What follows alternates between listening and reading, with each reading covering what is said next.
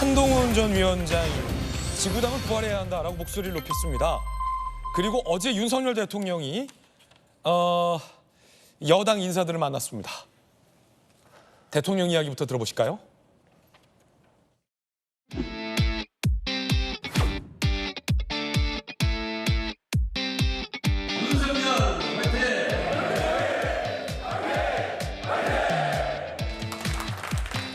여러분 보니까 정말 스트레스가 풀리고 힘이 납니다. 정말 지난 대선부터 시작해서 지방선거 또 이번 총선은 어려움도 많았습니다만은 여러분들과 선거와 여러 가지 국정 현안에서 한 몸이 돼서 그동안 싸워왔기 때문에 여러분들이 이렇게 오늘 뵈니까 제가 그냥 기분이 좋습니다. 그냥 앞으로 4년 동안 대한민국의 국회의원으로서 정말 국가와 국민을 위해서 파이팅해 주십시오. 자, 워크숍에서 대통령이 발언을 했습니다. 그런가 하면 한동훈 전 위원장은 SNS에 예전에 없앴던 그 지구당을 부활시켜야 된다라고 입장을 밝혔습니다. 함께 보시죠. 지구당 체제였는데 그래서 중앙정당에서 그 지구당을 공식적으로 지원을 해주고 협조적인 관계였잖아요. 근데 그 지구당을 없애고 이제는 원외 당협 체제로 돌아가다 보니까 당협위원장이 모두 다 책임을 지고 해야 돼서 이제는 좀 부작용이 더 크다. 지구당을 부활시켜야 되는 거 아니냐라는 의견을 냈습니다. 찻대기가 많이 냈던 20년 전에는 지구당 폐지가 정치개혁이었으나 지금은 공정한 경쟁을 할 수 있도록 지구당을 부활하는 것이 정치개혁이다라고 생각한다. 정치 신인도 이 지구당 제도 하에서 중앙정치의 지원과 조력을 받아서 큰 정치인으로 성장할 수 있도록 지구당을 부활시켜야 된다라고 입장을 밝힌 겁니다. 자, 그럼 지구당 부활을 왜 바뀌었을까? 지구당과 당협은 어떤 차이가 있을까? 지구당은 사무실 운영이 상시 가능하고 후원금 모금도 가능해요. 그래서 현역이 아니더라도 정치 신인이더라 하더라도 후원금도 모금할 수 있고 사무실도 운영을 할 수 있다는 거예요. 저게 굉장히 부담이잖아요. 하지만 당협 체제는 사무실 운영도 불가능하고 선거 때만 후원금 모금할 수 있어서 금권 선거 차단 목적이라고는 하지만 굉장히 애로사항이 많다는 겁니다. 자, 현역에게 유리한 현재 제도. 자, 이번 선거에서도 사실 국민의힘이 참패했던 이유 중에 하나가 김병민 최고위원님. 신인들이 경쟁력 있는 신인들이 국민의힘 현역에 비해서 너무나도 불리한 조건 속에서 각자 도생으로 선거를 치렀다.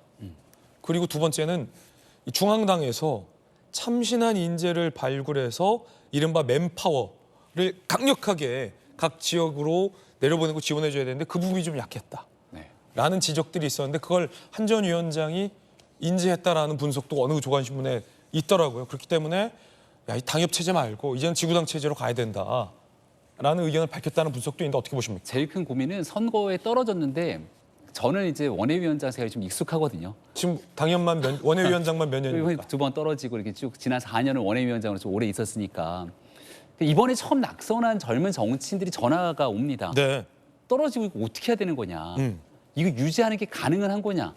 내 돈을 도대체 얼마 써야 되는 거냐. 그래서 법조인이면서도 굉장히 좀 어느 정도 경제력도 있는 사람인데도 불구하고 그런 고민을 하면서 이거 과연 가능할까? 이런 걱정들을 하더라고요. 그러니까 결과적으로 내 돈을 엄청나게 써가면서 지역을 버티고 있을 수 있는 사람만이 정치를 할 수 있다면 유능한 젊은 사람들이 돈 없이 정치할 수 있는 구도가 안 된다는 게 이 당원협의회 구조를 좀 합법화시켜서 나름대로 제도화를 만들자라고 하는 보편적인 컨센서스입니다. 그러니까 원외 정치인들이라면 여야 없이 다 주장하고 있는 건데 근데 여기에 고민 하나는 이것이 저희들의 핵심 바람이고요.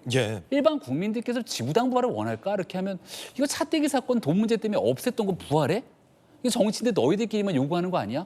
정작 국민들이 원하는 정치개혁들 상당히 많이 있는데 선거 전에 정치개혁하겠다, 세비 깎겠다 다 얘기하고선 선거 끝나고 나니까 우리들한테 필요한 것만 하네? 라고 하는 인식이 있을 수 있다는 거죠.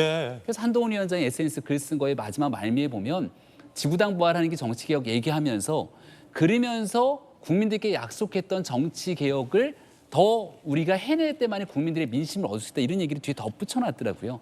저는 그래서 이 합법화되는 과정들을 가져가는 것도 중요한데 국민들한테 일반 국민들 5천만의 언어로 왜 정치개혁이 필요한 것인지를 보다 구체적으로 설명해 줄 때 민심을 얻어서 이 지구당 부활 같은 것들도 자연스럽게 이어져 갈 수 있지 않을까 생각합니다. 한 전 위원장의 재등판이 가시화됐다라는 분석이 나오고 있는 가운데 당내에 있는 이 백서발간, 특히 백서발간 TF 위원장을 맡고 있는 조정훈 의원이 한 위원장의 면담을 강하게 고집하고 있어서 당 안팎에서 논란이 일고 있습니다. 이 친한계 인사들은 그러면 조정훈 의원이 대통령도 면담할 거냐, 못할 거지 않느냐 라며 반박하고도 있다는데 한번 들어보시죠. 한동훈 위원장 면담도 부적절하다는 식으로 말씀 주셨는데 개인적인 견해고 그 여부는 특위에서 결정하실 문제라고 생각해요. 특위에서 결정하시면 되죠. 수석님이 생각하는 총선 패배 원인은 뭐라고 생각하세요? 그걸 한마디로 말씀드릴 수 있을까요? 한동훈 위원장 면담 요청했다고 얘기를 들었는데 혹시 언제로 하시는지. 요청은 드렸고요. 아직 일정은 확정되지 못한 상태입니다. 한동훈 위원장 면담은 아직도 반드시 필요하다고 보시고.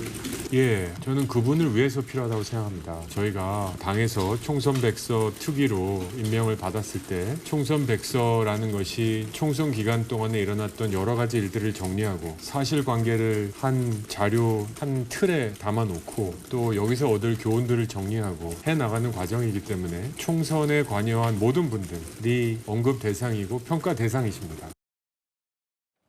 자, 그러자 이 백서팀이 특검팀은 아니지 않냐. 당내에서 이런 격한 발언도 나왔다고 합니다. 지금 뭐 하자는 거냐라는 식의 기존의 반발의 연장선인 것 같습니다. 그만큼 굉장히 이 백서발간과 관련해서 한 전 위원장 면담권이 양쪽에서 민감한 사안. 장동혁 대변인, 정치적 책임을 지고 물러난 당대표를 면담하고 대통령실 참모를 면담하겠다니 백서팀이 특검은 아니지 않느냐. 이런 얘기까지 나왔습니다. 조혜진 의원은 이렇게 얘기했습니다. 대통령도 면담할 거냐. 들어보시죠.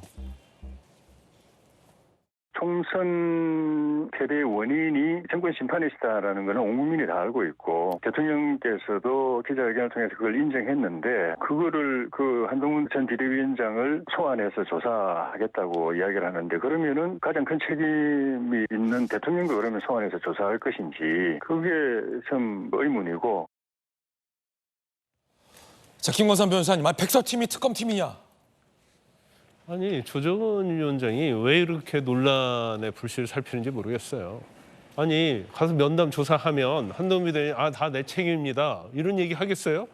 객관적으로 다 나와 있는 거잖아요. 총선 백서 한편은 중요하기도 한편은 중요하지도 않기도 해요. 왜?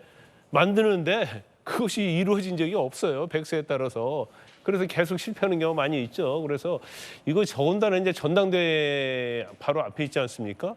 그러면 만약에 정말 면담이 불가피하고 자기가 소신이라고 한다면 전당대회 끝난 다음에 만나면 되죠.